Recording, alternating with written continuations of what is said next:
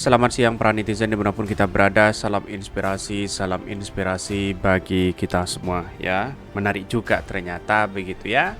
Oknum pimpinan Komisi 1 DPR dan BPK diduga terima saweran proyek BTS Kominfo. Ya kok bisa begitu kan? Ini segera ditelusuri siapa orang-orang yang kemudian mendapatkan itu begitu kan? Karena banyak sekali pro dan kontra begitu ya. Jadi melihat dari persoalan-persoalan seperti ini kita harus clear begitu kan siapa yang dapat. Katanya si Johnny G Plate hanya menerima 17 miliar ya. Itu pun ya dibagi-bagi begitu kan. Terus kemudian sisanya kemana begitu kan. Ya kita tahu bahwa banyak yang kemudian nanti akan disebut oleh si Johnny G Plate ini begitu kan. Tetapi yang saya menarik di sini adalah melihat dari saweran ini begitu kan. Kalau BPK ya sudah menerima saweran itu begitu kan. Lantas BPK selama ini tidak kredibel dong begitu kan. Kan begitu pertanyaannya begitu kan. Artinya tidak kredibel itu bahwa ya bisa saja semuanya bisa menerima suap begitu kan. Ya BPK menerima ini, KPK menerima ini, institusi ini menerima ini dan sebagainya begitu kan. Ya berarti kita melihat bahwa bangsa kita ini kan amburadul, sedang tidak baik-baik saja kan begitu logikanya begitu. Bahkan ini oknum pimpinan Komisi 1 DPR dan BPK diduga terima saweran proyek BTS Kominfo. Bayangkan begitu ya, 8 triliun di situ kerugiannya begitu ya.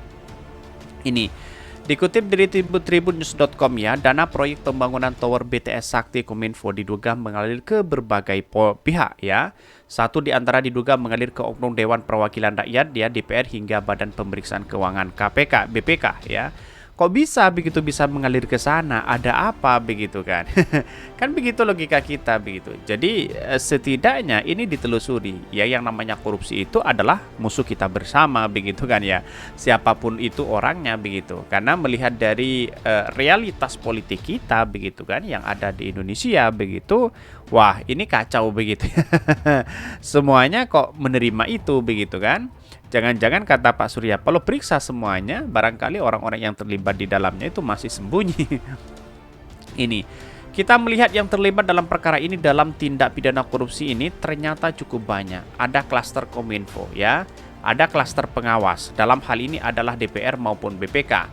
Kata Wakil Ketua Lembaga Pengawasan, Pengawalan dan Penegakan Hukum Indonesia LPTKHI ya, Kurniawan saat dihubungi tribunnews.com mengenai peradilan ya yang diajukan bersama Masyarakat Anti Korupsi Indonesia MAKI. Bahkan berdasarkan permohonan pra-peradilan yang diberikan kepada tribunnews.com ya, tertera bahwa oknum di dua lembaga tersebut menerima saweran melalui Indi Purnama, tersangka tindak pidana pencucian uang TPPU pada perkara korupsi BTS Kominfo. Bayangkan begitu ya. Kalau seperti ini begitu dilakukan cara-cara seperti ini, wah kacau begitu. BPK ya bisa saja disawer seperti itu begitu kan, apalagi dengan yang lain begitu kan. Ini persoalan-persoalan politik, siapa yang menerima itu, DPR yang mana begitu kan. Akankah semua partai akan mendapatkan kue itu begitu kan, begitu pertanyaannya begitu kan. Kalau memang ini semua adalah partai ya yang mendapatkan kue itu, wah ini kacau begitu ya. Gimana untuk kepada membangun bangsa ini kalau ya seperti itu ya, ada bagi-bagi kue di situ begitu kan. Persoalannya ini adalah persoalan yang sangat serius begitu kan ya, karena pada hakikatnya tahu sendiri bahwa yang namanya korupsi itu adalah musuh kita bersama begitu kan. Jangan sampai ada sesuatu yang kemudian yang memainkan dalam hal itu begitu ya. Ini banyak sekali begitu kritikan-kritikan dari netizen begitu. Uang itu diduga diberikan kepada Windy Purnama kepada pimpinan Komisi 1 DPR melalui perantara berinisial NY. Siapa NY itu begitu kan? Wah, kacau begitu kalau seperti ini begitu kan. Karena persoalan yang kita hadapi sekarang itu adalah demokrasi modern begitu kan. Ya, semakin canggih semakin banyak yang korupsi. Ada apa begitu kan? Ini ya mesti dipertanyakan di situ begitu. Ada apa begitu kok banyak yang kong kali kong di situ begitu. Dan bahkan disebutkan tak main-main saweran yang diberikan mencapai 70 miliar ke oknum pimpinan Komisi 1 DPR tersebut. Kaya begitu, untuk bisa nyalon ya seperti itu begitu. Berdasarkan pengakuan WP telah menyerahkan uang sebesar 70 miliar kepada orang bernama NY yang berdasarkan pengakuan kedua diduga ya diperuntukkan oknum pimpinan Komisi 1 ya DPR RI. Bahkan sementara kepada oknum pimpinan BPK Windy Purnama diduga mengantarkan saweran melalui perantara berinisial SS. Nominal yang diberikan kepada oknum pimpinan BPK tersebut mencapai 50 miliar. Bayangkan begitu kan, bagi-bagi di situ begitu ya. Ya, Johnny G. Plate saya berharap bahwa ya diungkap semuanya siapapun orangnya begitu kan ya. Yang namanya korupsi, oke lah, ini adalah musuh kita bersama begitu kan. Bahkan berdasarkan pengakuan WP telah menyerahkan uang sebesar 50 miliar sebelum koordinator Maki telah memberikan ya kisi-kisi terkait ya klaster penerimaan saweran dari proyek BTS Kominfo, yakni pihak arah utara dan arah utara nggak kanan Kejaksaan Agung ya. Bahkan sebagian uang itu diduga diserahkan kepada pihak Gedung Utara Kejaksaan Agung melalui sosok perantara Depok. Wow, ini sudah kena semuanya. Ini kena, sana kena. Siapa yang mesti kita percaya hari ini begitu kan? Ya pada hakikatnya kita tahu pasti ada orang-orang yang jujur walaupun 1001 di situ begitu kan. Tetapi ini perlu diungkap semuanya begitu. Biar ada sesuatu yang kemudian ya clear di dalamnya begitu kan. Bahkan kemudian sebagai saweran ke pihak Gedung Utara ya agak kanan Kejaksaan Agung diserahkan di Surabaya. Yang 10 miliar ke utaranya itu diserahkan di Depok ya, terus ke utara agak kanan di Surabaya.